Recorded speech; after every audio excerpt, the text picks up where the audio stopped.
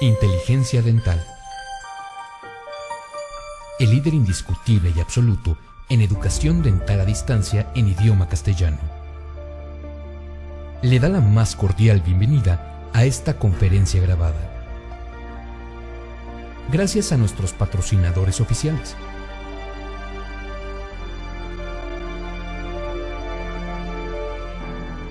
Le ofrecemos siempre un amplio abanico de temas útiles y de actualidad, entregados con alta calidad, por excelentes conferencistas.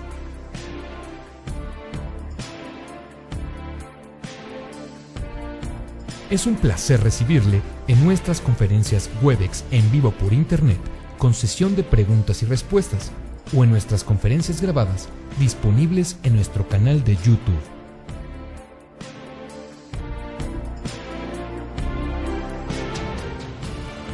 Sus sugerencias y comentarios son bienvenidos en promo@inteligenciadental.com. Por último, le invitamos a visitar nuestro website, en donde encontrará toda la información disponible: www.inteligenciadental.com. Que disfrute esta conferencia.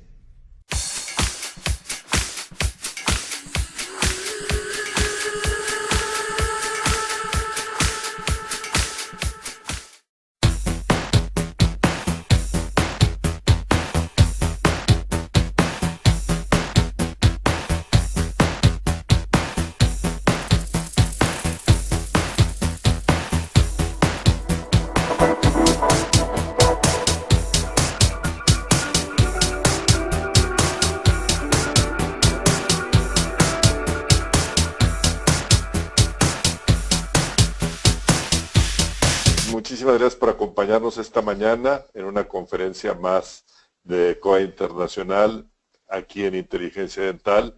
Muchísimas gracias, bienvenidos sean todos ustedes a esta aula de ustedes que es Inteligencia Dental. Para nosotros es mucho gusto el día de hoy presentar al señor Luis Fernando Flores, maestro en Ciencias Bioquímicas, que nos dará una muy interesante conferencia en por qué los anestésicos locales son los medicamentos más importantes en la odontología. Bienvenido, Luis Fernando, es un gusto tenerte con nosotros. Muchísimas gracias por la presentación, Joaquín. Espero que todos me escuchen de manera adecuada. Se escucha perfecto. Muy bien, pues entonces, si estamos todos de acuerdo, vamos a arrancar a discutir este tema que en lo particular, por supuesto, me resulta muy interesante. Antes de iniciar formalmente y platicar sobre los diferentes temas que les quiero compartir hoy, bueno, pues decirles también que es un tema bastante amplio, como muchos otros que hay en la odontología, en la endodoncia, en la periodoncia, en la cirugía maxilofacial. De manera particular, en estos últimos años, una ocasión se prestó la situación para hablar cerca de 6 horas. Obviamente el día de hoy no tenemos ese tiempo, no lo vamos a hacer así, tenemos un tiempo mucho más corto, por lo tanto he decidido seleccionar los temas que me parece más adecuado compartir en esta hora y media que vamos a invertir todos nosotros. ¿Para qué? Bueno, pues para que al final cada uno de los que están escuchando esta conferencia por sí mismo pueda llegar a responder la pregunta que en la primera diapositiva están ustedes viendo. ¿Por qué los anestésicos locales los consideramos nosotros como los medicamentos más importantes que hay en la odontología en general? Bien, en esta fotografía pueden ver a su servidor al lado de un reconocido anestesiólogo dentista, el doctor Stanley Malamed, quien, bueno, pues hoy en día está prácticamente retirado de la academia. Sin embargo, ustedes pueden ver el periodo de tiempo en el cual él estuvo dando clases, prácticamente 40 años, esto en la Austro School of Dentistry, y actualmente tiene ya pues varios libros publicados. El primero de ellos, un manual de anestesia local, que ya va en su sexta edición. El segundo que ven ahí en la parte media, otro manual más de emergencias médicas, particularmente las que suceden en el consultorio dental, séptima edición también. Y el tercero y último, en color azul, un tercer manual que habla sobre sedación. Tuve la oportunidad de conocerlo hace algunos años y ha sido realmente muy enriquecedora la experiencia de compartir información con él. Y bueno, en buena medida lo que ustedes van a ver en la charla, en las siguientes diapositivas, pues es el resultado de la interacción con esta persona. Bien, aquí están los temas que esencialmente quiero compartir con el auditorio el día de hoy. No los vamos a leer todos, cada uno de ustedes puede apuntar la mirada hacia los más llamativos para cada uno de los oyentes, pero bueno, es claro que vamos a platicar sobre generalidades, sobre cuáles son los anestésicos que se usan hoy en día, sobre la epinefrina, cuánta epinefrina es necesaria por cada tipo de paciente. Conversaremos un poquito también sobre los tipos de esterilización que hay en los cartuchos, ya sea de plástico o de vidrio. Y por supuesto, al ser yo biólogo, vamos a hablar de las vías de degradación metabólica que tiene cada una de las diferentes moléculas anestésicas, un poquito de alergias, cálculo de dosis máximas, pH, no podemos dejar de lado tampoco, son muy importantes las agujas dentales, y remataremos con algunos tips y los datos de contacto para continuar esta discusión que vamos a iniciar el día de hoy. Bien, hoy en día existen cualquier cantidad de publicaciones disponibles en PubMed y en otros medios de alto prestigio que nos dicen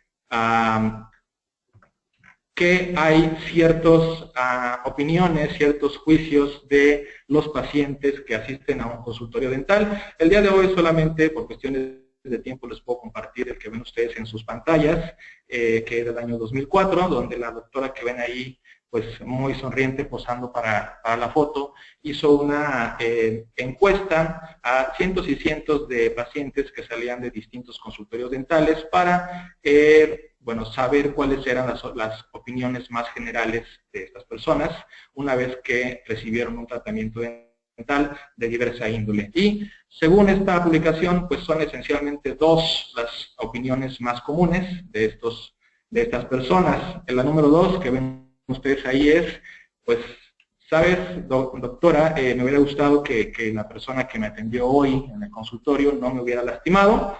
Y la más generalizada fue, pues, doctora, me hubiera gustado que la inyección que me pusieron el día de hoy no me hubiera dolido, ¿sí?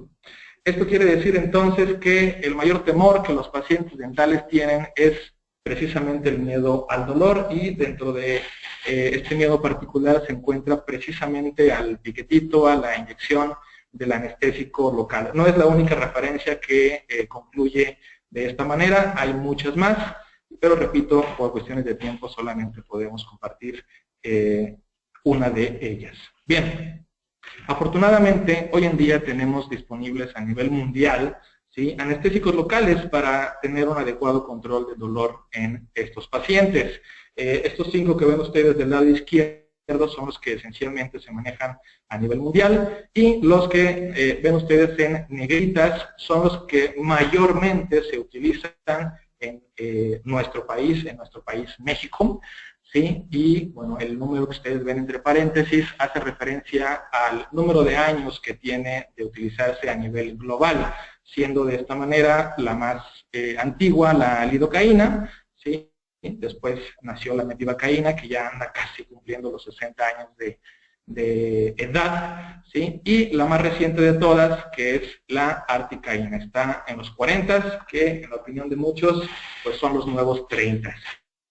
La prelocaína se maneja en nuestro país, en México, sin embargo, bueno, su uso aparentemente aún es limitado. Repito, las que esencialmente dominan los consultorios, dominan los depósitos, dominan el mercado, son las 3 que ven ustedes en negritas. La bupivacaína no está disponible en cartuchos dentales en nuestro país. Bien, hablando de la naturaleza que tienen estas moléculas anestésicas, podemos enumerar las 4 que ven ustedes aquí. En primer lugar, es muy importante recordar que todos los anestésicos locales tienen una naturaleza neurotóxica, es decir, son neurotoxinas. 2, ¿sí? Su mecanismo de acción es a nivel de membrana plasmática en la célula nerviosa y su función fundamental es interrumpir de manera temporal la transmisión de impulsos eléctricos hacia el cerebro, que es quien interpreta la sensación de dolor que hemos descrito en diapositivas pasadas. Número 4, que esto es pues algo relacionado a un tema de seguridad. Los anestésicos locales pueden acumularse al interior del cuerpo de los pacientes, sanos y no sanos, y lo hacen particularmente en la sangre y en ciertos órganos blancos que vamos a ver más adelante. Si se acumula demasiado anestésico en estos órganos blancos, pues se va a comprometer el funcionamiento natural, se va a deprimir este órgano en especial o grupo de órganos. Bien, en esta diapositiva ustedes pueden ver en el esquema un mecanismo de acción muy básico, ¿sí?, que me voy a permitir explicar. Cuando el odontólogo está infiltrando el anestésico en la boca del paciente, esta molécula va a difundir tejidos y espero que todos puedan ver el puntero de mi ratón, ¿sí? Vamos a suponer que ese anestésico pues viene viajando, ¿sí?, hasta que llega a la membrana de la célula nerviosa. Esa membrana, sí, les pido por favor que la interpreten como este fondo que ven aquí en color café, ¿sí? Esa es la membrana de una célula nerviosa. Bien, cuando el anestésico toca esta membrana, sí, podemos hablar de la primera característica que tienen los anestésicos, que es la liposolubilidad. ¿Por qué? Bueno, pues porque desde la secundaria y preparatoria nuestros profesores de biología o de ciencias naturales nos dijeron que todas las membranas, todas las células del cuerpo, pues tienen una bicapa lipídica, es decir, en esta región de aquí hay lípidos, hay grasa, en esta parte de acá abajo también, e inclusive hay macrolípidos que llegan a atravesar de un extremo a otro esa propia membrana. Bien, el anestésico debe ser capaz de diluirse en este lípido y entonces llegar a una molécula receptora, ¿sí?, que está permanentemente ahí, y por afinidad química unirse. Bien, cuando esta unión se está llevando a cabo, ¿sí?, hay un canal perfectamente descrito en la literatura, en cualquier libro de anestesiología se habla sobre él, que es el canal de intercambio iónico, conocido como canal de intercambio de sodio-potasio, es decir, iones negativos y iones positivos hacia adentro y hacia afuera de la membrana. Eso se está dando de manera natural todo el tiempo. Cuando el anestésico local está unido a su receptor, ese canal queda bloqueado de manera temporal y entonces no hay un intercambio eléctrico que el cerebro pueda interpretar como sensación de dolor. ¿Ok? Bien, del lado derecho pueden ver ustedes que hoy en día se sabe perfectamente cuál es el porcentaje de unión de cada uno de los 5 anestésicos que hemos visto ya, ¿sí?, a su receptor correspondiente. En el caso de la prilocaína, ¿sí?, aproximadamente el 55% de la misma se va a unir a su receptor. La lidocaína lo hace un poquito más, un 10% extra. La metivacaína otro 10% más que la lidocaína. Y tanto la bupivacaína como la articaína son las moléculas anestésicas que mayor porcentaje de unión proteica tienen. ¿Cuál es la magia que hay atrás entonces del funcionamiento de este anestésico local? Pues simple y complicado a la vez. ¿Por qué? Bueno, si se deposita cerca de un nervio o un grupo de nervios, pues se va a producir el control del dolor. Esto quiere decir que el anestésico local no lo hace todo por él mismo. Es necesaria una mano operadora, un conocimiento muy bueno de anatomía, ¿sí?, para llevar el anestésico al sitio donde debe de hacer su efecto, que es en el nervio. Bien, ya revisamos en las diapositivas pasadas que la naturaleza de los anestésicos es neurotóxica. A pesar de esto, estas moléculas se consideran hoy en día, en el siglo XXI, año 2016, como las drogas dentales más seguras y más efectivas que hay en la medicina, tanto para prevenir como para manejar dolor en un consultorio dental.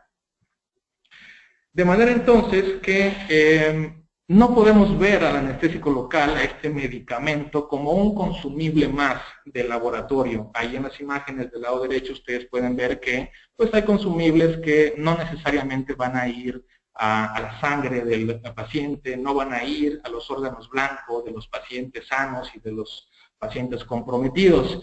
En mi experiencia particular he notado que pues tanto en mi país, que es México, como en otros, pues hay algunas personas que todavía piensan que el anestésico local es eso, un consumible más en el consultorio. Nosotros, de manera particular, creemos que es el medicamento más importante que existe en ese consultorio dental y, por supuesto, vamos a tratar de dar los argumentos para llegar a esta conclusión todos juntos. Ok, vamos a ir un poquito a la historia y después vamos a ver cuál es el panorama actual.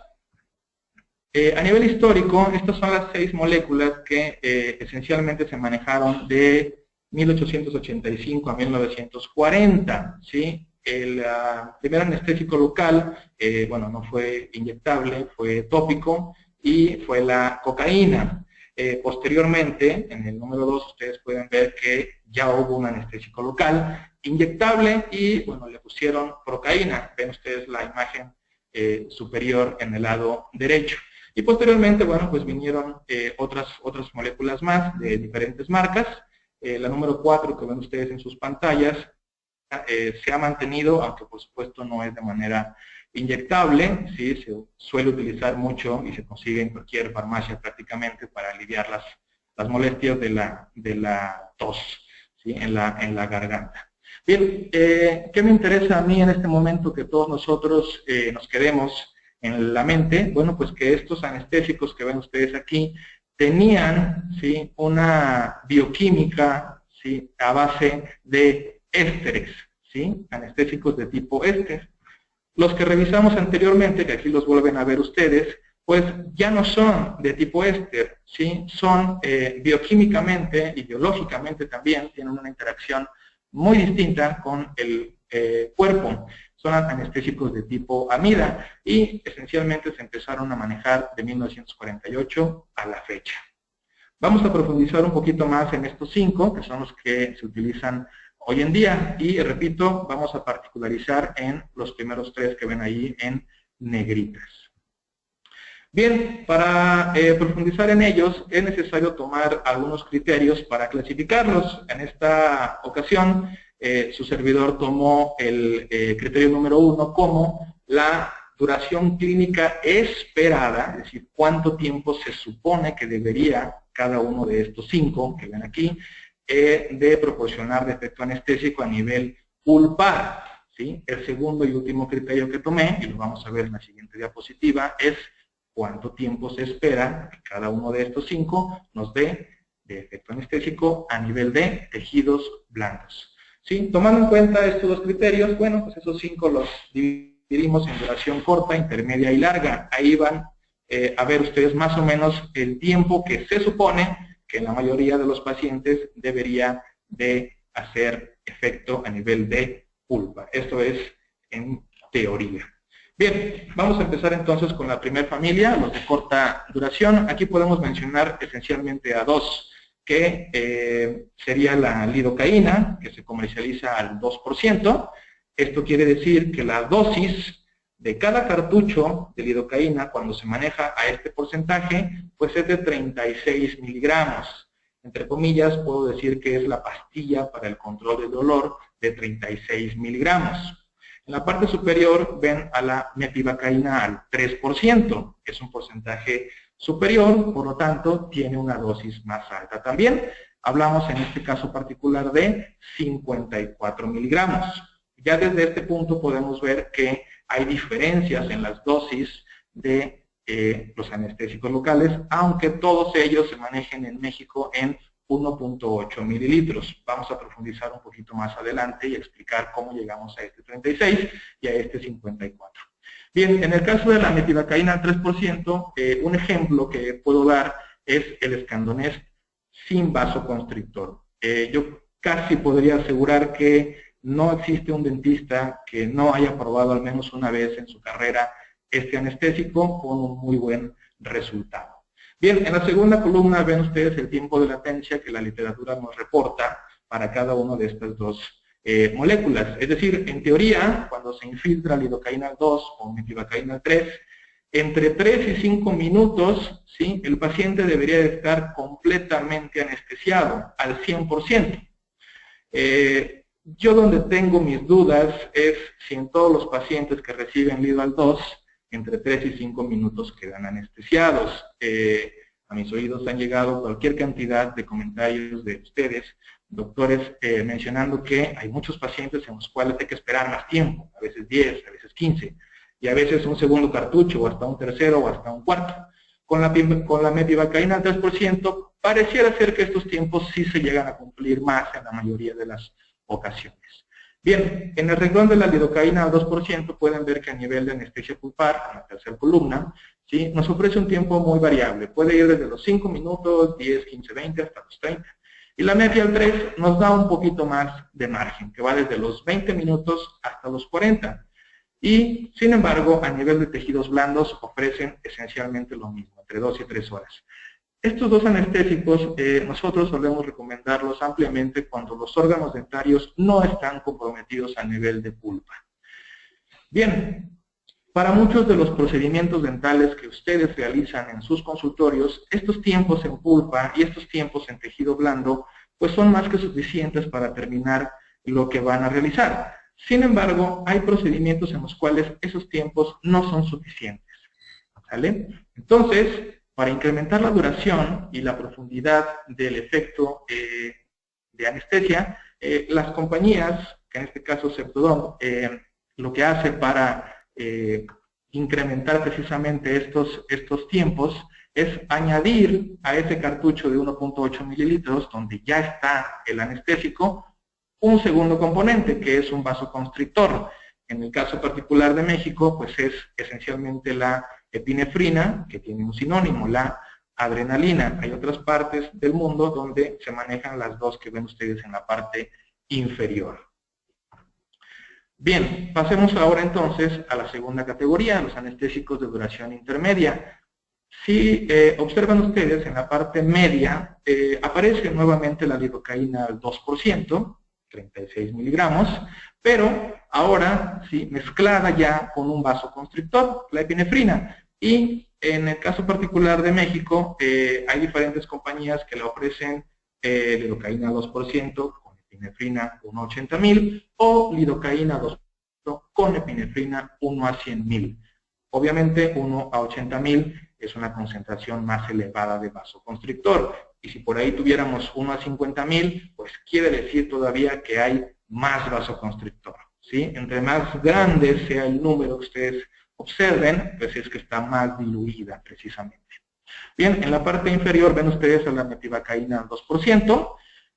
Observarán ustedes que cuando se comercializa la metivacaína con vasoconstrictor, ya no lo hace al 3%, sino que es al 2%. Es decir, otra vez son 36 miligramos. Y ahí podemos mencionar al Escandonest con vasoconstrictor, que tiene una dilución de epinefrina 1 a 100,000.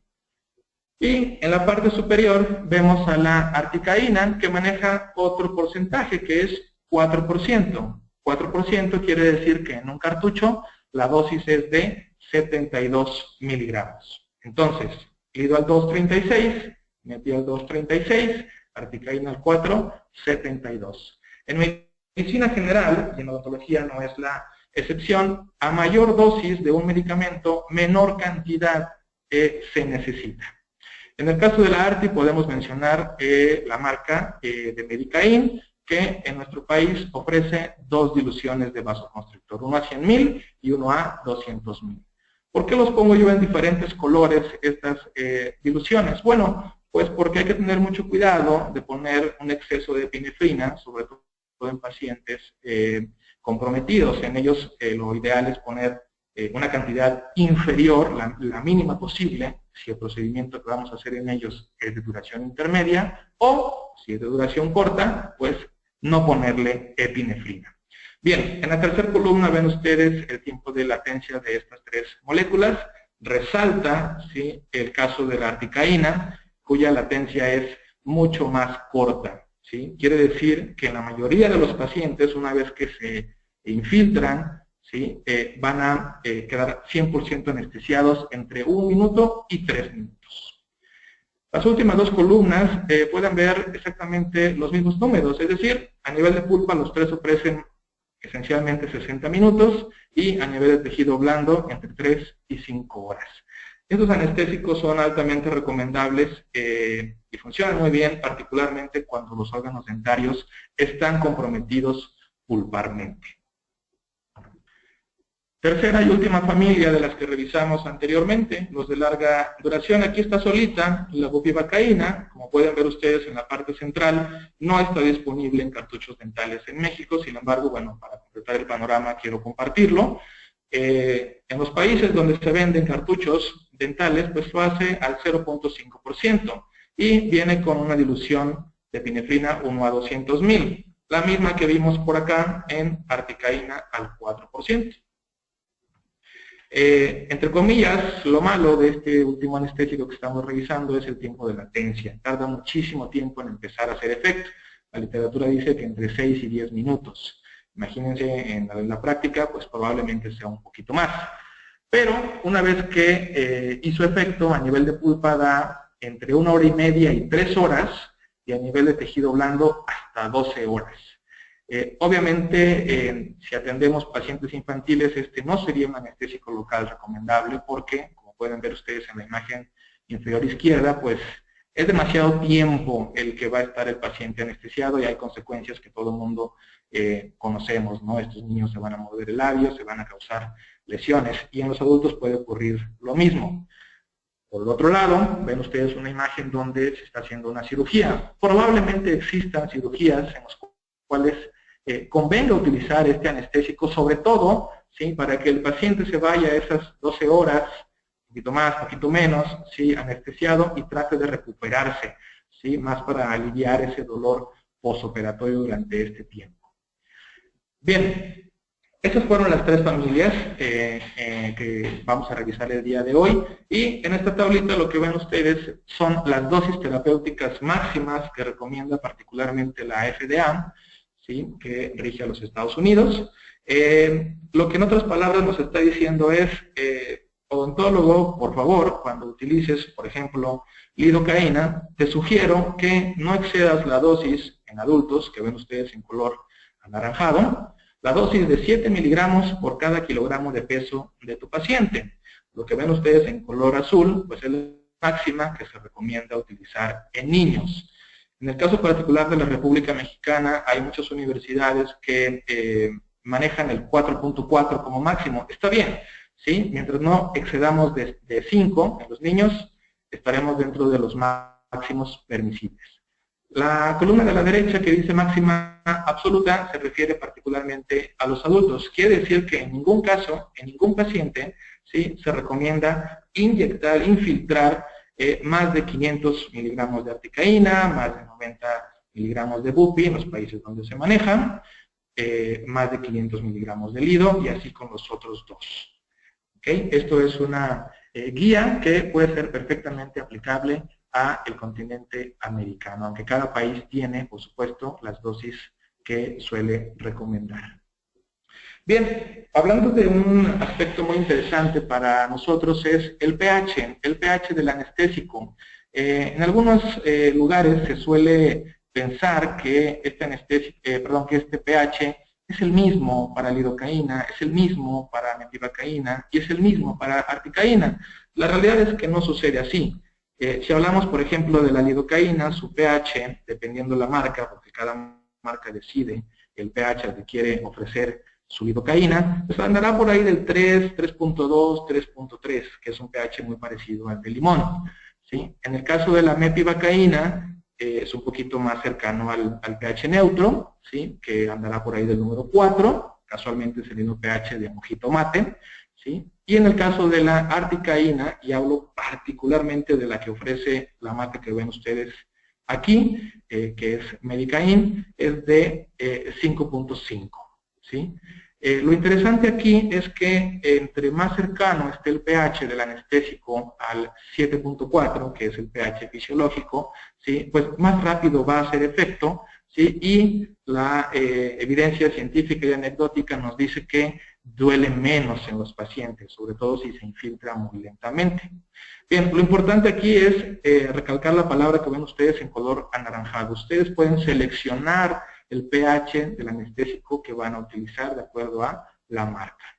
Bien, si pensamos que estamos invirtiendo este tiempo en actualizarnos un poquito, me parece muy adecuado que profundicemos en el anestésico más actual, que, como hemos revisado, es el caso de la articaína. Mencionamos que tiene 40 años a nivel global. Les puedo compartir algunos datos. Fueron los alemanes los primeros en investigar esta molécula y ofrecerla al mundo. Ellos tardaron 3 años en crearla, ¿sí? Esto empezó en el año 1973 y para el 76 ya se estaba comercializando, ya estaba en los consultorios dentales. Bien, en el caso particular de México, bueno, llegó un poquitito después, ahorita está cumpliendo sus 15 años, es una quinceañera en este año, ¿sí? Y no sé si lo sabían, pero el caso particular de la articaína es el primer anestésico local que fue diseñado específicamente para uso en odontología.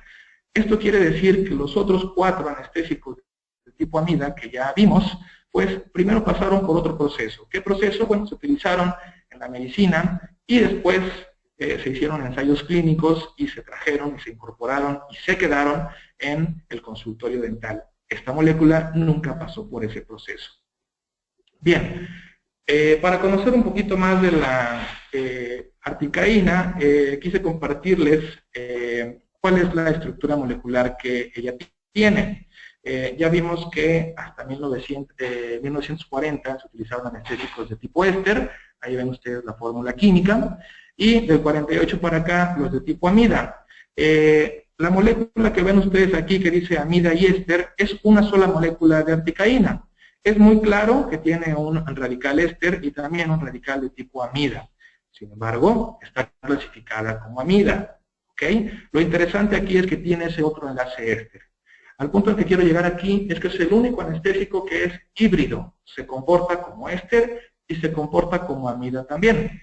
La pregunta que seguramente muchos de ustedes están haciendo en este momento es, bueno, y a mí como odontólogo, ¿de qué me sirve saber esta parte molecular o esta parte bioquímica? Bueno, pues podría ser muy interesante para algunos y para eso quiero compararla con las otras dos que se manejan esencialmente en nuestro país.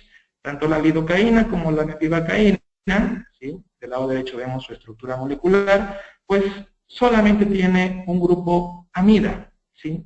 Por más que lo busquemos, no tiene un enlace éster, ¿sale? Eso quiere decir que estos dos medicamentos, una vez que terminan de hacer su efecto en la boca de los pacientes, es decir, una vez que ya pasó esa hora en pulpa, esas 2-3 horas en tejido blando, ¿sí? Van a accesar al torrente sanguíneo de los pacientes y van a llegar al hígado. El hígado es el único órgano, ¿sí? Responsable de degradar y de metabolizar estos dos medicamentos, lido y mepi. ¿Okay? Esto se debe al enlace amida. En el caso particular de la articaína, igualmente una vez que termina de hacer su efecto, en boca pasará al torrente sanguíneo y gracias a que tiene ese enlace éster, desde ese primer segundo que accede al torrente sanguíneo y mucho antes de que llegue al hígado, empieza a degradarse en la sangre. Se estima que se degrada aproximadamente un 95%. Al estar degradado, pero aún permanecer en la sangre, ya no está activo, ya no puede provocar ningún tipo de daño. El 5% de la articaína llega al hígado y este la va a degradar. Al final del día, estos 3 medicamentos que estamos viendo aquí, pues van a pasar a los riñones de los pacientes degradados, inactivos. Aunque estén ahí, ya no pueden provocar ningún daño.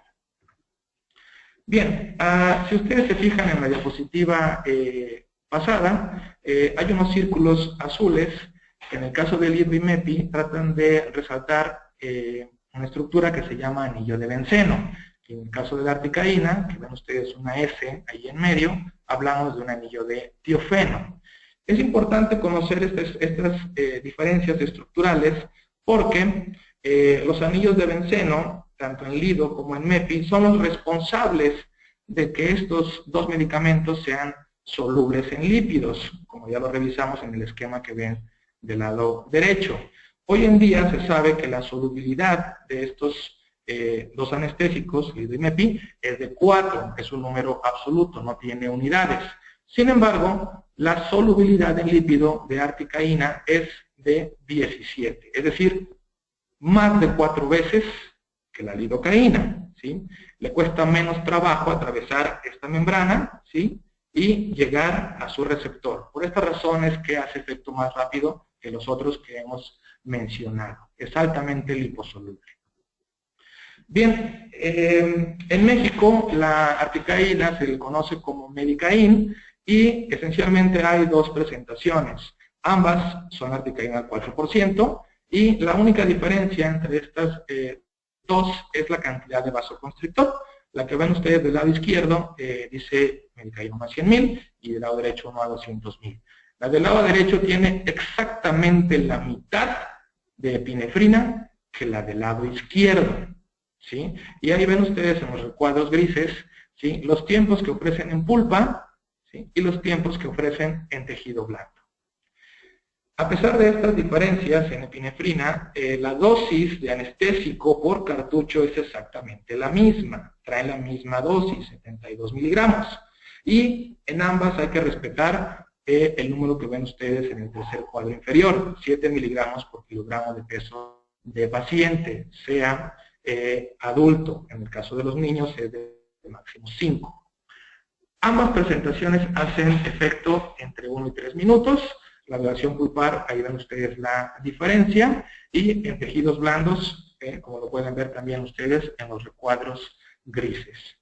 Bien, si me permiten, quiero pasarles un video de corta duración para aquellas personas que pues, no han tenido la oportunidad de ver cómo se fabrica un anestésico local, y particularmente estos dos que ven ustedes en el título. Vamos a proyectarlo, ¿sí?, y esperemos que lo puedan ver y escuchar de manera correcta.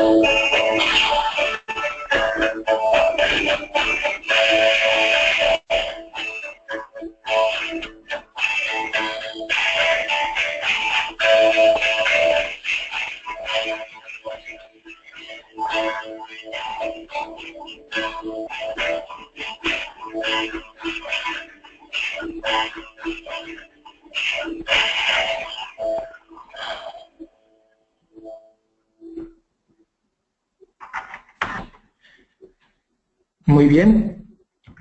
Algo de lo que particularmente me llamó la atención cuando tuve la oportunidad de ver este video es que la inspección de cada uno de los cartuchos, que en el caso particular de esta compañía tiene la capacidad de hacer 500 millones al año, y de hecho es la única que a nivel mundial tiene tan alta capacidad. Este tipo de inspección se hace visualmente, como lo pueden ver de su lado derecho.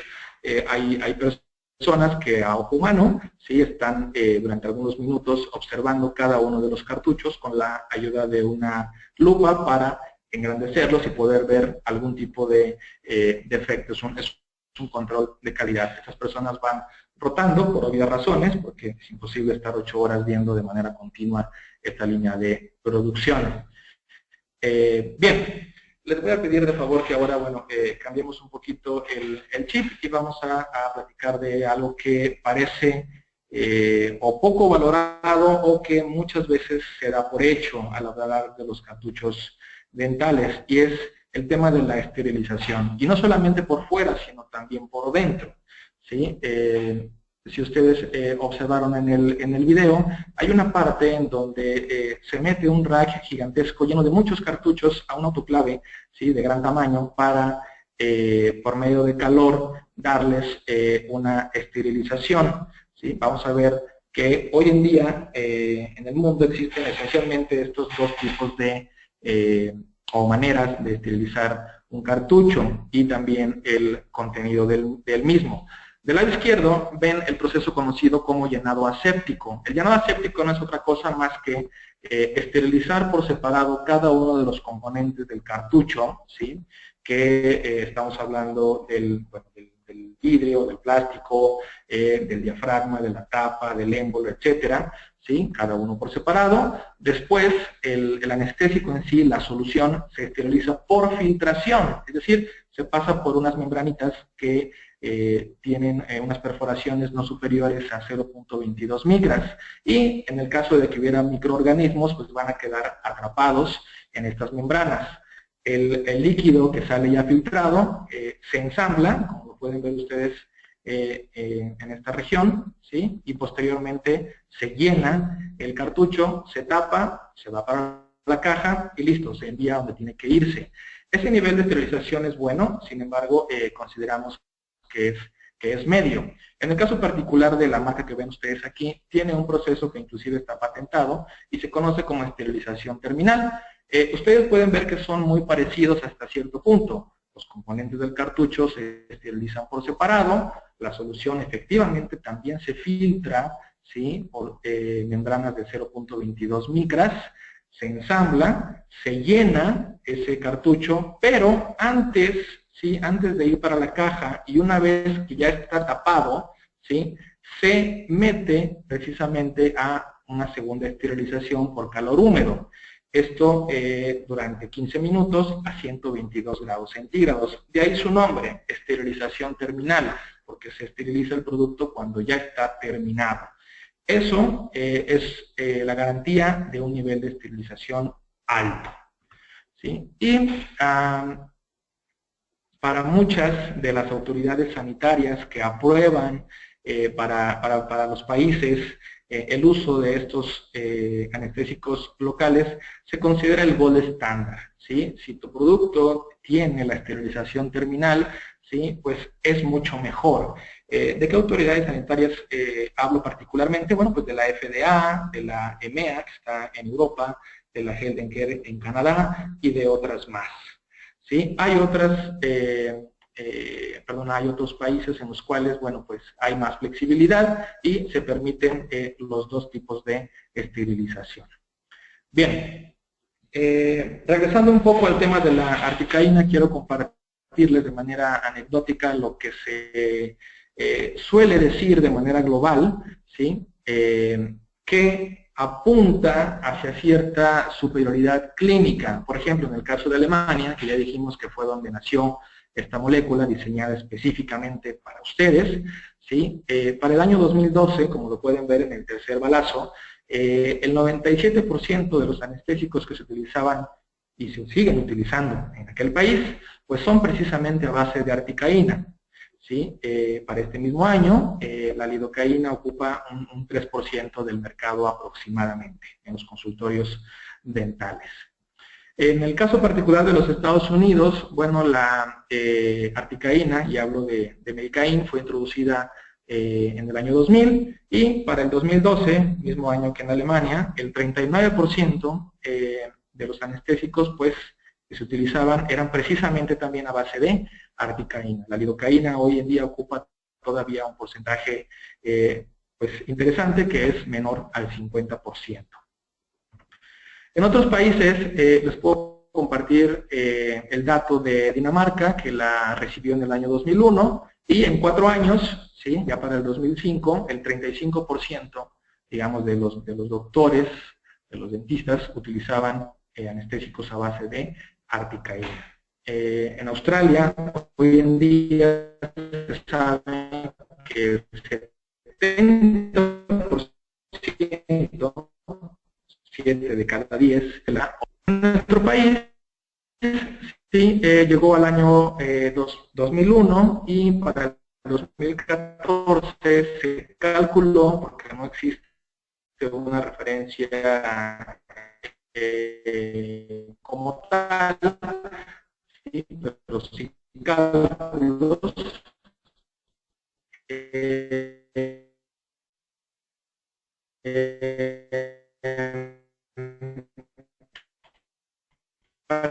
este año se estimó que el 10% de los sanitarios a base de articaína en consultorio de 7. Bien, de ese ejemplo es rápida. Ciencia de esta molécula pues es de 1 a 3 minutos. La ventaja para ellos es que pueden iniciar el tratamiento más rápido, no pierden tiempo, ¿sí? Como se suele decir en nuestro vecino país del norte, time is money, ¿sí?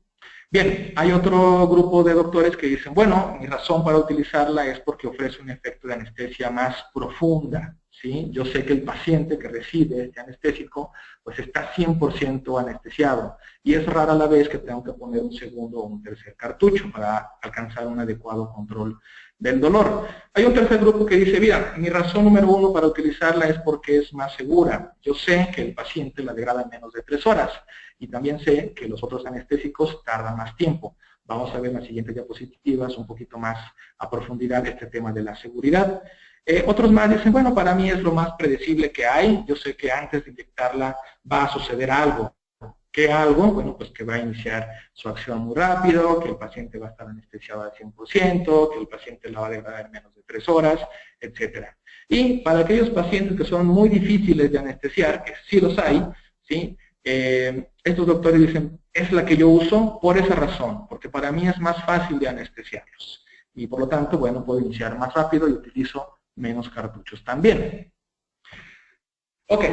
Entonces, vamos a cambiar nuevamente el chip y a profundizar sobre algunos puntos sobre la seguridad de los anestésicos locales.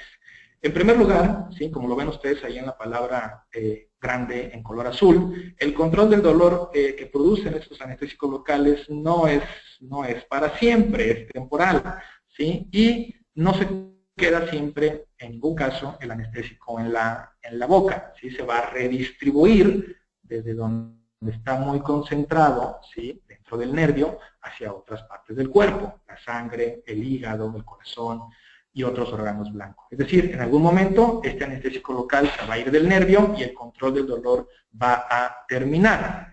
Bien, hablando de la redistribución, ¿sí? Desde la boca hacia el resto del cuerpo, se habla de la redistribución cardiovascular de los anestésicos locales.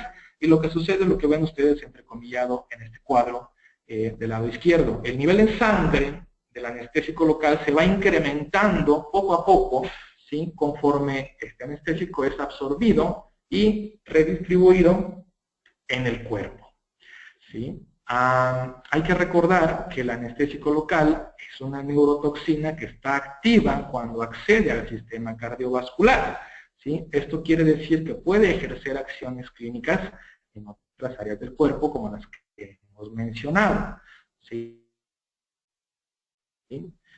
Bien, referimos a aquellos órganos en los cuales el anestésico, por la farmacología particular que tiene, va a ejercer una serie de acciones clínicas.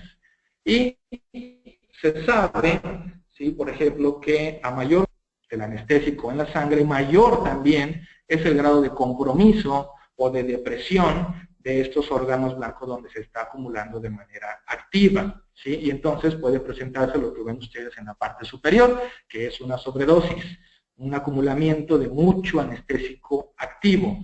Por eso es que en la anestesiología regional se suele decir en muchos lugares que menos anestésico es más seguro, y más seguro tanto para paciente como para odontólogo.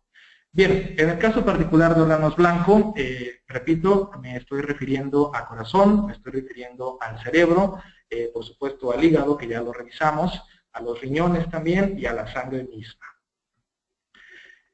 Y sucede algo, pues, a tomar en cuenta de manera muy seria. Entre más tiempo pase el anestésico local en el cuerpo de ese paciente, ya sea sano o no sano, como una sustancia activa, y mayor concentración en sangre, el resultado va a ser mayor probabilidad de reacciones adversas. Y hablo particularmente de una sobredosis, demasiado anestésico en un paciente. Menos es más, ¿sí? Bien, a nivel científico, vamos a revisar estos puntos que ven ustedes del lado izquierdo. Ya dijimos que todos los anestésicos son neurotóxicos. Sin embargo, en la mayoría de los casos, el cuerpo, el Homo sapiens sapiens, hace seguras estas neurotoxinas. ¿Cómo funciona esto? Bueno, pues gracias a un proceso metabólico conocido como detoxificación. Esto quiere decir que le voy a quitar lo tóxico a algo que es tóxico, y el metabolismo se encarga de ello. Por eso es que al final, en el último punto dice, sucede cuando el cuerpo biológicamente degrada el compuesto activo, el anestésico, y lo hace pedacitos, ¿sí?, subproductos farmacológicamente inactivos. Repito, aunque sigan adentro del cuerpo, si ya fueron detoxificados, solo están esperando el momento en el que el paciente pues vaya al baño, haga pipí, ¿sí?, y por ahí va a salir el anestésico inactivo. Bien, existen esencialmente dos vías de detoxificación dependiendo de qué anestésico local estén ustedes utilizando en sus consultorios dentales. Por ejemplo, si es con un enlace éster, pues se van a degradar en la sangre. ¿Por qué en la sangre? Porque ahí se encuentran lo que yo llamo unas tijeritas, ¿sí?, que van a cortar esos anestésicos, conocidas como colinesterasas plasmáticas. Si se utiliza un anestésico de tipo amida, pues va a ir directamente al hígado, porque ahí se encuentran las enzimas microsomales hepáticas que van a detoxificar, que van a biotransformar, que van a metabolizar esta toxina. Bien, si recordamos, articaína es la única molécula que combina las dos propiedades de éster y amida. Eso quiere decir que es el único anestésico que tiene las dos vías de detoxificación. Si recordamos también, cuando revisamos la lidocaína y la metivacaína, en la estructura molecular no vimos ningún enlace amida. Perdón, éster, ¿sí?, solamente un enlace amida. Esto quiere decir que lido y mepi entran a la sangre de manera activa, siguen activas ahí hasta que llegan al hígado y entonces sí van a ser. Bien, esta pregunta es para que ustedes traten de pensar en varias respuestas mientras yo la voy leyendo para todos ustedes. ¿Cuánto tiempo le toma a un anestésico local ser biológicamente degradado en el cuerpo del paciente? Es decir, ya se fue del consultorio dental, esta persona, sea niño, adolescente o adulto, ¿sí?, ya está en su casa viendo la televisión con su familia, como se ve en la imagen, pero todavía trae el anestésico activo dentro de su cuerpo, ¿sí? Es muy válido preguntarnos cuánto tiempo le va a tomar, ¿sí?, prácticamente llegar al 100% de inactivación. Ok, para llegar a esta respuesta es importante recordar un concepto conocido como vida media plasmática. La vida media plasmática no es otra cosa, doctores, más que el tiempo requerido por cualquier anestésico local cuando ya están en torrente sanguíneo, ¿sí?, para que éste se degrade al menos el 50%. De ahí su nombre, vida media plasmática, ¿sí? Hoy en día, a nivel global, se acepta que cualquier anestésico local, sea lidocaína, metivacaína o articaína, inclusive lidocaína y bupivacaína también, pues se degradan en 6 vidas medias, ¿sí? Como lo ven ustedes en el cuadro del lado derecho, a la primer vida media se cumple el concepto que ya revisamos, ¿sí? A una vida media se va a degradar el 50%. Pasa a otra vida media y no se degrada el 50% restante, se degrada solamente la mitad de ese 50%, que en este caso sería un 25%. Por eso ven ustedes ahí un 75%. De manera acumulada ya se degradó un 75% en 2 vidas medias. Pasa a una tercera vida media y se degrada la mitad de ese 25%, ¿sí? Que sería 12.5, y por eso llegamos al 87.5. Y así sucesivamente hasta llegar a las 6 vidas medias, donde prácticamente los 5 se degradan casi al 100%. Y hago énfasis en el casi porque siempre sale por orina un pequeño porcentaje de anestésico activo. Es menor al 2%, esa es la buena noticia. Quiere decir, en otras palabras, que nuestro metabolismo aún no ha evolucionado lo suficiente para poder degradar al 100% estos anestésicos locales considerados como neurotoxinas. Bien, comparando lo que más se utiliza en México con lo que menos se utiliza, ¿sí? Que sería Lido y MEPI versus ARTI, podemos ver que en el caso de las dos primeras, ¿sí? Si van a tardar 6 vidas medias y su vida media es de 90 minutos, como lo ven ustedes en color azul tenue, haciendo la multiplicación quiere decir que se van a degradar en 540 minutos. Si quiero horas, divido entre 60 y por eso me da 9 horas. Repito, 9 horas una vez que ya terminó el efecto de anestesia, que ya pasó la hora en pulpa, que ya pasaron las 2, 3, 4 o 5 horas en tejido blando. Ahí hay que sumarle estas 9 horas para conocer el tiempo total de degradación. ¿Qué pasa con la articaína? Su vida media es mucho más corta, es de 27 minutos. Pero como también va a tardar 6 vidas medias, hago la misma operación de multiplicación y división y llego a 2 horas 42 minutos. Si ustedes recuerdan, estamos en un subtema conocido como puntos sobre la seguridad de los anestésicos locales. Quiere decir entonces que entre menor tiempo tengan los pacientes un anestésico local, ya sea en sangre o en hígado, es mejor, ¿sí? Entre más rápida sea la degradación, más rápida va a ser la detoxificación. En este caso particular, nosotros vemos más seguro el uso de articaína por la razón que acabo de compartirles. Su vida media tan corta. Por supuesto en pacientes sanos, pero también en pacientes comprometidos, que ahorita vamos a ir a explicar un poquito más este segundo subtema. Bien. Entonces, pongo esta diapositiva para tratar de clarificar que a pesar de que lidocaína y mepivacaína se ofrecen a un 2% o un 3% y articaína lo hace a un 4%, ¿sí? La dosis más alta de articaína no quiere decir necesariamente que sea representativa de mayor toxicidad para el paciente. De hecho, es exactamente lo contrario. ¿Sí? Al degradarse 3.3 veces más rápido en el cuerpo de un paciente, esto representa menor toxicidad sistémica para el mismo que las otras dos que ven ustedes en color anaranjado. La magia está en la vida media, en conocer si son ésteres, si son amidas, o si solamente son ésteres, o si solamente son amidas. Esa es una de las razones por las cuales me gustaría pensar que este 10% de doctores, un grupo de ellos, dicen: mi razón para utilizar medicaína es porque es más segura, el paciente la degrada en menos de 3 horas. Si utilizara Lido o MEPI, yo sé que van a tardar 3.3 veces más, 9 horas. Y para ellos es muy claro que el anestésico local no es un consumible más en el consultorio, sino todo lo contrario. Es el medicamento más importante que existe en su consulta particular. Bien, vamos a cambiar otra vez el chip, ¿sí? Y ahora vamos a hablar un poquito sobre algo que lo entre como alergias anestésicas, ¿sí? Que es un tema también que se suele preguntar mucho en las charlas y es una preocupación, ¿sí? El tema es muy amplio, sin embargo lo quise resumir en 2 diapositivas.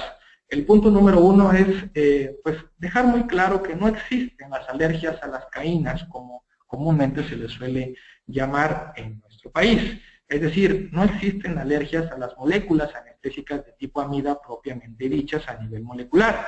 Cualquiera de las 5 que ven ustedes ahí. Al menos desde 1948 que se han empezado a reportar y a utilizar, no hay ningún tipo de publicación que diga existe una alergia por sí sola a la lido, a la metia, a la artia, al aprilo o a la bupi.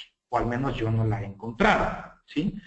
Número 2, no existen personas alérgicas a la epinefrina, por obvias razones. Si estás vivo, la tienes circulando de manera natural. Recordemos que epinefrina es sinónimo de adrenalina. 3, efectivamente sí existen alergias al látex. Hoy en día inclusive se sabe que hasta el 6% de la población mundial, ahí ven ustedes el número de millones de personas que son alérgicas en el mundo, ¿sí? A este componente, expresan, bueno, pues un enrojecimiento de los ojos, una dificultad para respirar, en casos muy graves, inclusive un shock anafiláctico, y bueno, tienen que ir a urgencias y atenderse de manera adecuada. Lo interesante aquí es que la presencia o no de látex depende del proceso de fabricación de cada látex, ¿sí? Hay algunos procesos que sí dejan látex, y otros que no lo hacen. Bien, por otro lado, efectivamente existen alergias a algunos conservadores que vienen diluidos en ese cartucho dental. Y las alergias más comunes que se suelen reportar es a 2 componentes que vienen en ese 1.8 mililitros, que son los metabisulfitos de sodio y los metilparabenos. Otra vez, como dice ahí en color anaranjado, la presencia de estos depende de la marca, ¿sí? Cada marca decide si los pone o no como conservadores. Y el último punto, una persona que es alérgica a los medicamentos conocidos como sulfas, no necesariamente quiere decir que también es alérgica a los metabisulfitos de sodio. Son 2 cosas completamente distintas. Eso debe de quedar perfectamente claro.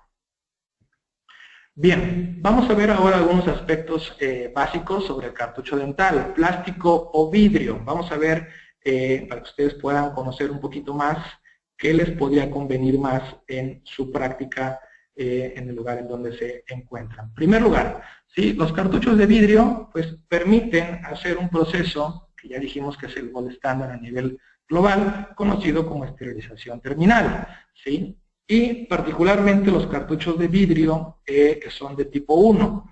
Hay muchos tipos de vidrio, ¿sí? Al ojo humano pues no se ven las diferencias, todos se ven transparentes, pero a nivel de resistencia sí hay diferencias. Unos son más frágiles, otros son más resistentes. En el caso particular de esta compañía, bueno, optó por utilizar los de vidrio tipo 1, que es un vidrio muy parecido al de la marca Pyrex, ¿sí? Que se dedica a hacer refractarios para meter al horno o para meter a un congelador y no se estrellan con los cambios de temperatura, ¿sí? Bien, además de eso, este tipo de cartucho permite poner una película protectora alrededor del mismo en caso de un posible estallamiento, sobre todo cuando ustedes están intentando hacer una infiltración intraligamentaria, que obviamente hay que poner más presión en la jeringa para poder inyectar el anestésico. Es extremadamente raro que un cartucho de vidrio estalle, pero si llegara a suceder, esta película Mylar funciona algo así como lo hace un parabrisas cuando se estrella, ¿sí? No caen los pedacitos, tiene algo que, a pesar de que está roto, no se cae. Funciona de manera similar. Una ventaja más de utilizar cartuchos de vidrio es que permiten la siliconización. Muchos de ustedes que pues, ya utilizan el escandones con vaso, el escandones sin vaso, inclusive Medicaín 1 a 100.000 o 1 a 200.000, pues se podrán dar cuenta que la infiltración se hace muy suave. Ustedes tienen que aplicar muy poquita presión, ¿sí? Quizá algunos digan, bueno, ¿por qué se siente tan suavecito? La explicación es porque al interior de ese cartucho hay una película transparente, deslizante, que es silicona. No hace ningún tipo de interferencia con el anestésico. ¿Sí? Está ahí para ofrecer un beneficio más que perjudicar. Los cartuchos de plástico no permiten la siliconización. Por eso es que en algunas ocasiones, o quizá muchas, ¿sí? Cuando ustedes están infiltrando, se atora, ¿sí? Porque no tiene esta capa deslizante de silicona. Bien, una razón más a favor de los cartuchos de vidrio es que ofrecen mucha transparencia, ¿sí? Cuando ustedes están haciendo la infiltración, ¿sí? Pues se debe de aspirar para asegurarse que el anestésico local no se está colocando precisamente al interior de un vasito sanguíneo. Es decir, para que ustedes tengan una fácil detección de sangre en caso de que lo estén llevando a cabo. ¿Sí? Transparencia es lo mejor. Bien, platiquemos ahora sobre otro subtema más que es muy importante y es el caso de la epinefrina. ¿Sí? ¿Qué podemos decir? Bueno, pues recordar algo y ojalá que después de que terminemos esta sesión nos quedemos más tranquilos con el uso de un vasoconstrictor en un cartucho dental. En primer lugar, hay que tomar en cuenta que si uno está vivo, ya tiene epinefrina en el cuerpo, ya tiene adrenalina en el cuerpo. Por eso, como se ve ahí en la imagen, cuando te espanta un perro, ¿sí? Segregas más epinefrina y entonces corres un poquito más rápido de lo que sueles hacer, aunque no hagas CrossFit, aunque no hagas gimnasio, ¿sí? O saltas un poquito más, ¿sí? Para huir de ese depredador que te está persiguiendo, ¿sí? La epinefrina es un mecanismo evolutivo que juega a favor, ¿sí? Más que en contra. Bien, y hay algunos básicos a conocer en el caso de la odontología, ¿sí? Número 1, está dentro de un cartucho dental, primero, para controlar el sangrado, ¿sí? Si yo voy a hacer un procedimiento donde ya sé con anticipación que va a haber un sangrado, pues me conviene utilizar epinefrina. 2, como lo dijimos al principio de la presentación, el hecho que la contenga, el cartucho incrementa la duración del efecto anestésico e incrementa la profundidad de dicho efecto. Me explico un poquito más. Si nos vamos al esquema que ven en la parte inferior, del lado izquierdo dice flujo sanguíneo normal. Imaginemos que es uno de los muchísimos vasos sanguíneos que hay en boca. Cuando ustedes infiltran un anestésico local sin vasoconstrictor, ¿sí? El diámetro de esos vasos sanguíneos se mantiene, no se constriñe. Y entonces el anestésico que circula alrededor de los mismos, ¿sí? Accede más rápidamente al torrente sanguíneo. Del lado derecho, ¿sí? Quiere decir que ahí efectivamente hay circulando alrededor del mismo anestésico con vasoconstrictor. Y entonces la tasa de absorción al torrente sanguíneo es más lenta, es más pausada. Y entonces el anestésico se queda más tiempo en ese sitio. Por eso es que, como pueden ver en el número 4, se suele expresar que el hecho de que un cartucho dental contenga epinefrina disminuye la posibilidad de reacción tóxica independientemente de qué anestésico se esté utilizando. Repito, Lido, Mepi, Prilo, Arpi. Juega más a favor que en contra.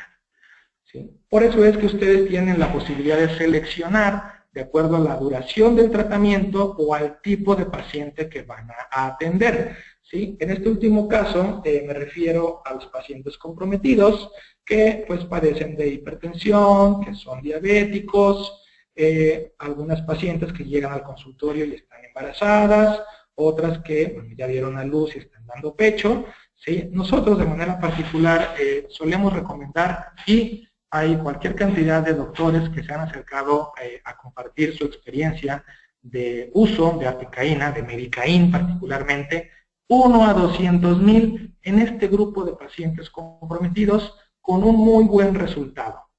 En muchas partes de México, y posiblemente en otras partes del mundo, se suele tener por ahí la información de que en los pacientes comprometidos está contraindicado el uso de un vasoconstrictor.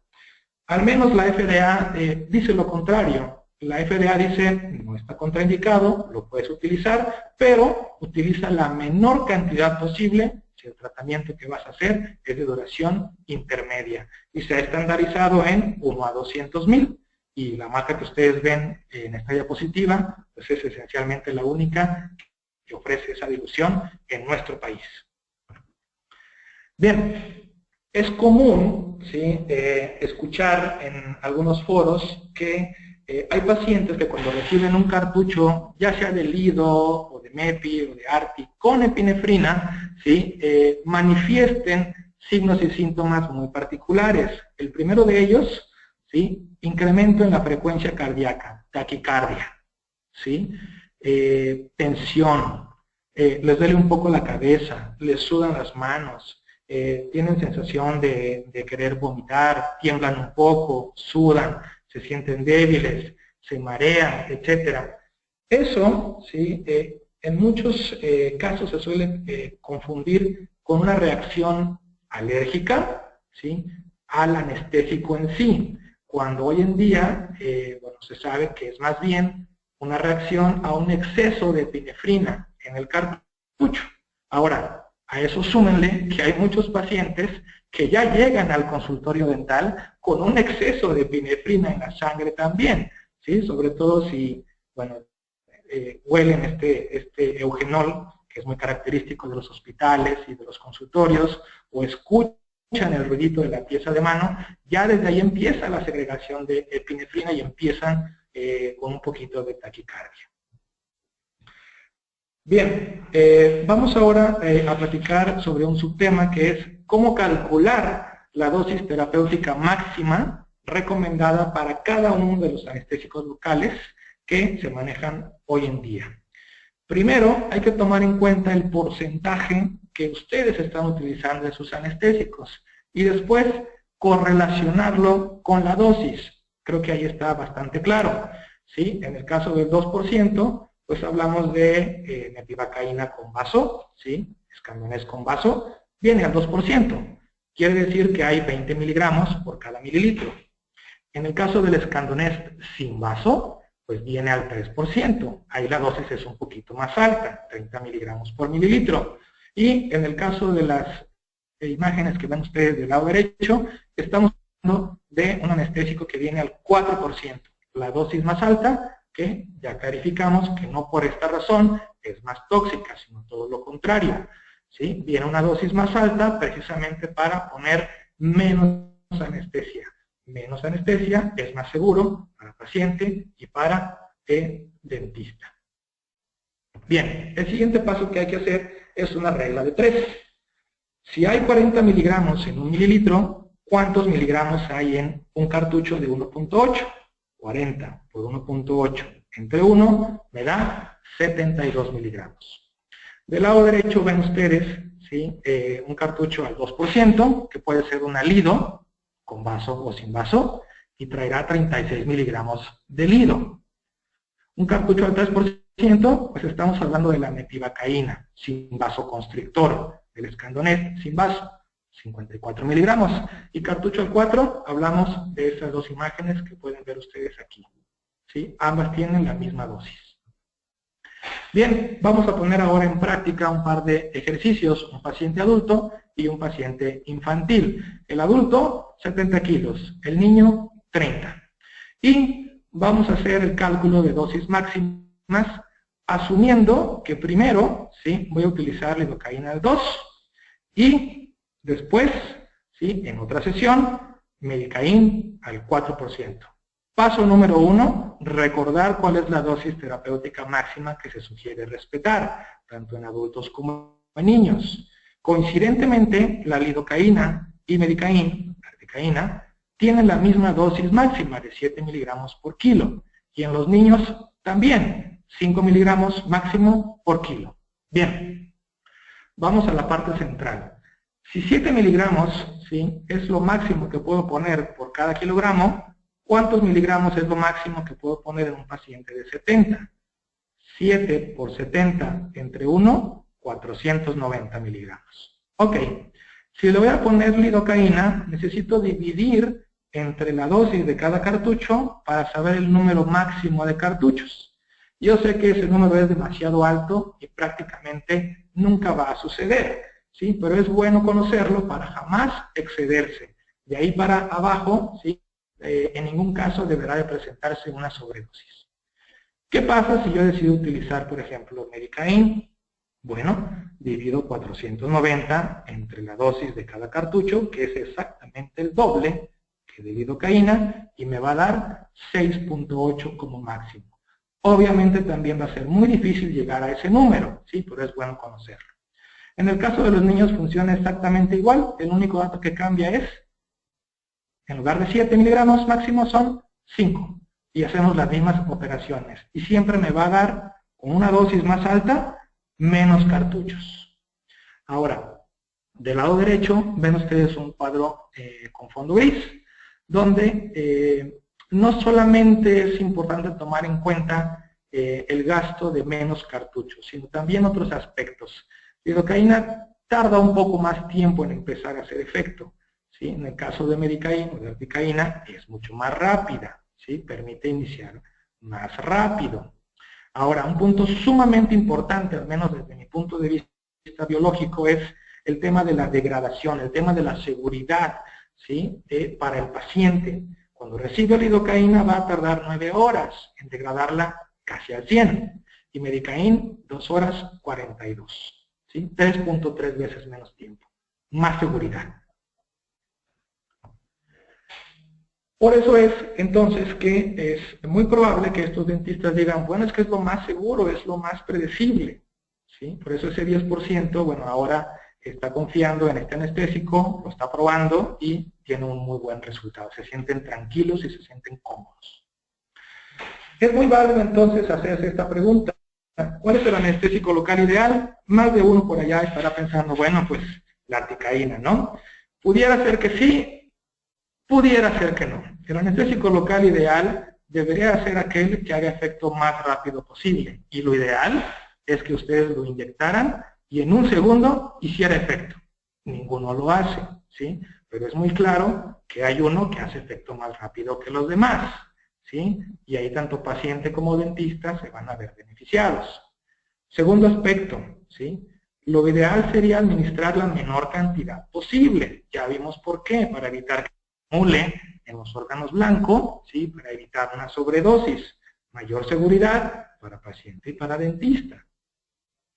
Y 3, que la degradación sea la más rápida posible. Lo ideal sería que cuando ustedes terminan de trabajar con este paciente, pues cruce la puerta del consultorio dental, ¿sí? Se suba a su coche o camine y ya no traiga anestésico degradado en el cuerpo.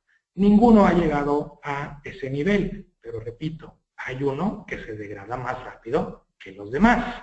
Menor toxicidad para el paciente, mayor tranquilidad para ustedes, ¿sí? Bien, no podemos dejar de lado platicar un poco sobre las agujas dentales, porque forman una parte muy interesante y a veces muy subvalorada dentro del concepto de control de dolor en un consultorio dental, ¿sí? Primero, compartirles que hay diferencias. Lo que nosotros hemos visto en otros países fuera de México es que cuando el doctor va a hacer un bloqueo regional, utiliza una aguja larga y preferentemente 27 larga. Cuando hace una infiltración, un punto más local, pues una aguja corta y esencialmente 27 corta. En nuestro país, al menos lo que hemos observado en estos últimos años, es que independientemente si se va a hacer un bloqueo o una infiltración, se utiliza una aguja corta. Y especialmente la de calibre 30, que es la más delgadita, ¿sí? 27 es un poquitito más gruesa, no mucho más, ¿sí? El riesgo de utilizar una aguja corta al intentar o realizar un bloqueo regional es que si se rompe, la aguja, al ser cortita, bueno, va a quedar adentro y va a ser difícil de poderla extraer, ¿sí? Les quiero compartir esta referencia que se publicó en el año 2007, creo que sigue teniendo mucha validez. Fue publicada por los doctores Diego y Roberto Espinosa, ¿sí? De la Universidad de Guadalajara, donde ellos lo que hicieron fue poner bajo el microscopio electrónico de barrido las puntas de diferentes agujas dentales nuevas, ¿sí? Ahí ven ustedes en la parte superior 5, de las que se manejan esencialmente en nuestro país, México, y pueden ver que dependiendo la marca, ¿sí? Pues hay algunas que están mejor pulidas que otras, ya sea en la parte de afuera que en la parte de adentro, ¿sí? Esos defectos que ven ustedes ahí es acero inoxidable y ya se estarán imaginando pues que eso va a causar más desgarramiento del tejido, mayor dolor al momento de penetrar, ¿sí? En el caso particular de esta marca, bueno, pues tiene algo conocido como triple bisel que está en la punta, por eso lo quise señalar así para que fuera bastante visual, el 1, 2, 3, ¿sí? Y está específicamente diseñado para que al penetrar sobre el tejido blando cause la menor molestia y el menor desgarramiento de tejido posible, ¿sí? Segundo aspecto, ¿sí? En la parte exterior de la cánula tiene la misma cera deslizante, silicona, que los cartuchos tienen, pero por la parte de adentro, ¿sí? Repito, en las agujas de esta marca, bueno, está en la parte de afuera. Y además, estos puntitos que ven ustedes en la fotografía, ¿sí? Pues no están puestos ahí de manera aleatoria. Quiere decir que están ahí para indicar el bisel, para indicar cómo debe de penetrar la aguja en el paciente. Bien, platicando de más diferencias, hay muchas agujas que tienen un diámetro normal, como el que ven del lado izquierdo, y hay un tipo particular de aguja, ¿sí? Que tiene mayor diámetro interno, y aquí hablamos de una que se conoce como Septojet XL. Por ejemplo, en la ropa, el XL pues quiere decir que es una talla mucho más grande. Aquí quiere decir que el diámetro interno, el lumen, por donde fluye el anestésico, es el único que es más amplio, ¿sí? El diámetro exterior sigue siendo igual, por eso es que yo puse ahí entre paréntesis que una es 30 corta y la otra también es 30 corta, ¿sí? Repito, la única diferencia es mayor lumen, 43% más. Los invitamos a que la prueben. Bien, para ir cerrando, ¿sí? Quiero hacer unas preguntas para que cada uno de ustedes, donde quiera que se encuentren escuchándonos, puedan, ¿sí? Pensar si lo que yo voy a presentar en las siguientes diapositivas cae un poquito más en el tema de leyenda urbana o lo hace más bien en el terreno de la realidad científica. Primero, al menos en nuestra experiencia particular, hemos escuchado en México y en otros países de Centro y Sudamérica que la razón por la cual algunos doctores deciden no utilizar, por ejemplo, articaína, ¿sí? Ese anestésico que fue especialmente diseñado para la odontología, pues es porque causa parestesia, ¿sí? Bueno, hay 5 puntos a considerar. El primero de ellos, la parestesia ha existido desde antes del lanzamiento de articaína al mundo. Cuando se lanzó la primera molécula anestésica de tipo amida, que fue la lidocaína, provocó muchas parestesias, ¿sí? La prilocaína también, la bupivacaína también, ¿ok? 2.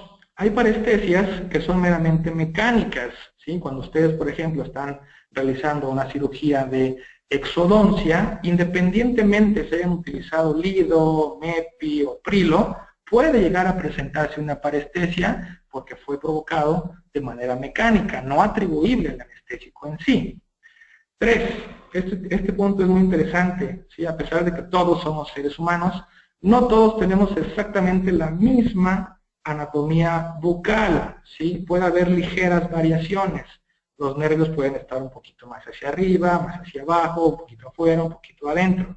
La realidad es que, como dicen el número 4, una vez que ustedes están penetrando con la aguja en la boca de los pacientes, la inyección se hace a ciegas, salvo que por ahí exista algún Superman que sí pueda ver exactamente dónde está el nervio y decir, no, le voy a dar al nervio, entonces vamos a cambiar la ruta. Eso no pasa, ¿sí? Por eso es que hay que tomar en cuenta que todos los anestésicos locales pueden provocar parestesia y, como dice en el número 2, ¿sí? Pueden haber también parestesias con un origen meramente mecánico. Bien, siguiente.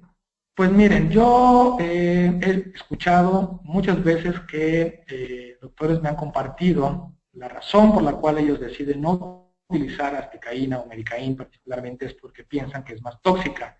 Como ven, el número 4% y las demás 2 y 3 piensan que eso es mayor toxicidad, ¿sí? Ya lo revisamos, me parece que lo hicimos de manera clara, ¿sí? Es exactamente lo contrario. Entonces ustedes allá decidan si esto cae más en una leyenda urbana o en una realidad científica. Bien.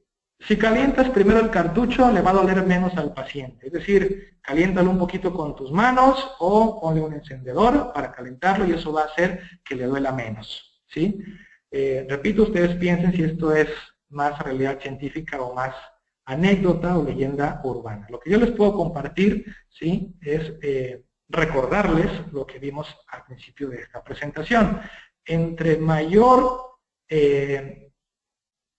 sea el pH, perdón, entre más cercano sea el pH, ¿sí? Al pH de 7.4, ¿sí? La probabilidad de que se produzca una sensación dolorosa es menor, ¿sí? Por eso es que puse ahí, entre el pH del anestésico más ácido, como lidomepi, pues más dolor puede haber, y más si se infiltra rápidamente. Y si elegimos, porque podemos elegir el pH de acuerdo a la marca, entre más cercano sea el pH al 7.4 y si lo infiltro lentamente, y lentamente es mínimo 1 minuto, menor probabilidad va a haber de provocar una sensación de dolor. Eso es lo que dice la ciencia hoy en día. Siguiente, la articaína provoca taquicardia, es la razón por la cual yo no la utilizo. Bueno, ya lo revisamos brevemente, ¿sí? Hay pacientes que ya llegan con un exceso de epinefrina en el cuerpo, otros le empiezan a segregar de manera interesante cuando escuchan la piecita de mano, ¿sí? Y si además de eso, bueno, estamos poniendo un exceso de epinefrina, como uno a 80,000 o uno a 100,000, ¿sí? Pues lo que tenemos que hacer es ponerle a ese paciente menos epinefrina o ponerle un anestésico sin vasoconstrictor, y de esa manera vamos a evitar la taquicardia. Siguiente, la articaína provoca parálisis facial, ¿sí? Alguna vez la utilizamos y vimos que particularmente cuando intentamos hacer una troncular, un bloqueo de nervio dentario inferior, ¿sí? El paciente quedó paralizado de la mitad. La realidad es que esto sucede cuando se introduce cualquier anestésico local, ¿sí? En la cápsula de la glándula parótida y se ha documentado que esencialmente pasa durante el bloqueo del nervio dentario inferior o cuando se pincha y se infiltra en el séptimo nervio facial. Esto puede pasar con cualquier anestésico, no solamente con uno de ellos. Esto otro también, ¿por qué no mencionarlo? Suele salir siempre. Pues mira, todos son lo mismo, ¿sí? A mí lo que se me ocurrió poner es lo que ven ustedes aquí. Si en otras áreas, ¿sí? Fuera de la anestesiología, ¿sí? Se habla de que no todas las resinas dan el mismo resultado, no todos los adhesivos tampoco lo hacen, y mucho menos los cementos, pues es lógico pensar también que no todas las lidocaínas que están en el mercado van a funcionar igual, lo mismo con las metivacaínas, y por supuesto, no todas las articaínas van a dar el mismo resultado esperado. Va a haber diferencias visibles, pero como hemos visto a lo largo de esta hora y media prácticamente, hay diferencias invisibles también, y esas diferencias, cada una de las marcas decide ponerlas o no ponerlas. Bien, prácticamente estamos en los últimos 2 minutos, ¿sí? Les pido un poquito de paciencia, ya le di clic a mi computadora, ¿sí? Estamos en la parte de las recomendaciones. Sí, algunos de los que nos escuchan pues tenían algunas dudas, algunos temores sobre el uso de Medicaín, pues permítanos recomendarles lo siguiente. Si van a atender a un paciente y es un procedimiento de 1 hora y media aproximadamente, de las 2 presentaciones recomendamos ampliamente Medicaína más 100,000. Si es un procedimiento más bien de 1 hora o hasta un poquitito menos, la otra presentación es la más adecuada, ¿sí? Procedimientos de media hora o menos, la verdad es que quédense con el Escandonets al 3%, sin vasoconstrictor, eso va a funcionar muy bien. Si son odontopediatras y quieren probar los beneficios de un medicamento como el que hemos tratado de compartir esta mañana, ¿sí? Siempre y cuando estos niños tengan de 4 años en adelante y pesen menos de 30 kilos, lo más adecuado es utilizar Medicain 1 a 200,000. Si se requiere utilizar anestesia en una paciente embarazada o en una paciente que está dando pecho, lo más recomendable es Medicain 1 a 200,000. En el caso particular de las embarazadas, en el segundo trimestre es mucho más seguro de aplicar. Bien, aquí están los volúmenes recomendados a nivel de maxilar. Si ustedes se fijan en la columna del lado derecho, prácticamente en ningún caso se utiliza más de un cartucho. De hecho, es mucho más común utilizar medio cartucho, 3/4 de cartucho o hasta menos de medio cartucho. ¿Sí? Esto a nivel de maxilar. A nivel de mandíbula, bueno, sabemos que las condiciones óseas son distintas, es un poquito más duro, más grueso. ¿Sí? Aquí sí va a haber casos en los cuales se necesite utilizar más de un cartucho. Por ejemplo, al aplicar la técnica de Gauge-Gates, que puede ir desde un cartucho hasta 2,5 aproximadamente. Pero el resto, con un cartucho es más que suficiente. Bien, aquí vamos a terminar con un par de tips. ¿Sí? Nuevamente les pido un poco de paciencia. Ya le dimos clic para pasar la siguiente diapositiva. Tarda un poco en cargarla. ¿Sí? Sabemos que muchas veces es necesario hacer una infiltración palatina. ¿Sí? Y esto para el paciente no es nada agradable, es doloroso, es molesto. ¿Sí? Si ustedes realizan una infiltración vestibular con Medicain particularmente, lo que va a suceder es que van a evitar precisamente esa inyección palatina y el beneficio es que se va a anestesiar la región anterior del paladar. Es un tip que les queremos compartir. Otro más, ¿sí? ¿Cómo evitar un bloqueo regional cuando solamente voy a atender un órgano dentario? Y particularmente cuando éste se encuentra en la región que va de primer molar a primer molar. Normalmente, bueno, pues hay que hacer un bloqueo, pero si se utiliza cualquiera de estos dos medicamentos que ven ustedes en sus pantallas, ¿sí? Pueden infiltrarlo, ¿sí? Y la recomendación es hacerlo 1 mililitro por bucal y 0.8 mililitros por lingual. Y se va a alcanzar un éxito anestésico que les va a permitir trabajar el tratamiento en ese órgano de interés. Bien. Vamos a concluir entonces. Hablando particularmente de estas dos presentaciones, de estos dos medicamentos, ¿qué podemos decir? Bueno, tiene algunos beneficios. Primero, no hay algo que haga efecto más rápido, ¿sí? De 1 a 3 minutos. Los demás, ya platicamos los tiempos. 2, la degradación metabólica es mucho más rápida, ¿sí? Porque es éster y porque es amida, ¿sí? 2 horas 42. El tipo de cartucho que utiliza esta compañía, sí, ya dijimos que es de tipo 1, como el Pyrex, muy resistente, y permite la esterilización terminal, que coincidentemente es el gold estándar a nivel mundial. Un beneficio más es que tienen esta cera deslizante, esta silicona en el interior, la infiltración para ustedes va a ser muy suavecita. En caso de un posible estallamiento que es extremadamente raro, de hecho en estos últimos años yo no he escuchado ningún reporte, ¿sí? Que bueno, se ha puesto esa película de protección conocida como Mylar, ¿sí? La concentración de epinefrina en una de las presentaciones de Medicain, pues es bastante baja, ¿sí? Ya lo vimos al principio, es de 0.009 microgramos por mililitro, y esto funciona muy bien, no solamente en pacientes sanos, sino también en pacientes no sanos, pacientes comprometidos. Y bueno, este es un dato a lo mejor ya un poquito pues más comercial, pero tampoco sobra, ¿sí? A nivel global, de esos 500 millones de cartuchos que se inspeccionan visualmente, 4 inyecciones, ¿sí? Se hacen precisamente con Medicain. Son algunas de las conclusiones que yo pensé, sin embargo seguramente hay más y dejo a ustedes que lleguen a ellas. Y de manera general, estas dos últimas diapositivas es para concluir todo lo que hemos visto en esta hora y media. Primer punto. En la opinión de muchos de ustedes, ¿sí?, tanto los que nos escuchan aquí en México como en otros lugares, la articaína, y hablo particularmente de Medicaín, ¿sí?, es el anestésico más rápido, más profundo y más seguro. Esto quiere decir, en otras palabras, que para estos doctores es el más predecible de utilizar como su primera elección. 2. Tanto lidocaína como articaína comparten la misma dosis terapéutica máxima, tanto en niños como en adultos, pero al tener la articaína exactamente el doble de dosis que la lido, pues se va a requerir utilizar menos volumen, menos cartuchos. Menos cartuchos también es más seguro. 3. Cada marca decide a qué pH ofrece sus anestésicos, ya lo revisamos.